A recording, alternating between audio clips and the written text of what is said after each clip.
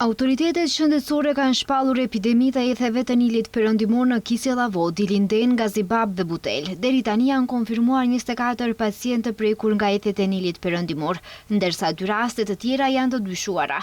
Sot ka ndërruar jetë një 83 vjeçar, i cili krahas virusit Nil kishte edhe sëmundje shoqëruese.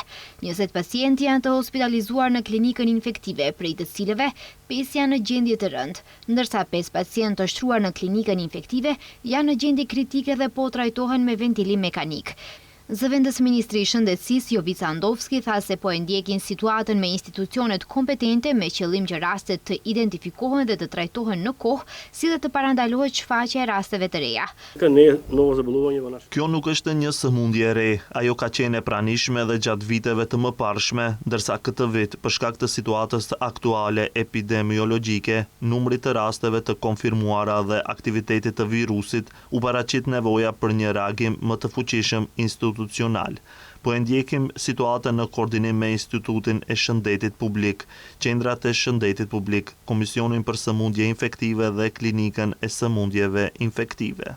Nga Instituti i Shëndetit Publik, njoftuan se prej rasteve të infektuara me ethet e Nilit Perëndimor vetëm një është nga Velesi, ndërsa të tjerët janë nga Shkupi. Deri më 11 gusht janë regjistruar gjithsej 26 raste, prej të cilave 2 janë raste të mundshme. Nga këto, 25 persona janë nga Shkupi dhe 1 nga Velesi. Sa i përket grup moshës, 22 persona janë mbi 60 vjeç. Bëhet fjalë për raste autoktone nga vendi Ynë, ndërsa një person ka udhëtuar në Greqi. Të gjitha rastet janë me formë neuroinvazive. Drejtori i Klinikës së Sëmundjeve Infektive Fadil Sana informoi se pacientët po trajtohen në klinikë, e cila disponon kapacitete dhe diagnostikim të përshtatshëm. Në klinikën për sëmundje infektive kanë qenë dhe janë 29 pacientë hospitalizuar, prej tyre 25 janë të konfirmuara laboratorikisht. 4 pacientë konsiderohen si raste të dyshuara dhe procedura diagnostikuese është në vijim.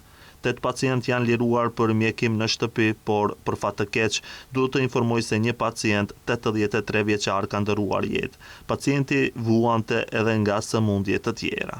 Institucionet kompetente bëjnë thirrje për kujdes dhe rekomandojnë përdorimin e rregullt të mjeteve kundër insekteve, veshjen e rrobave me ngjyra të hapura dhe që mbulojnë trupin, shmangjen e qëndrimit në ambiente të hapura gjatë periudhave kur mushkonjat janë më aktive.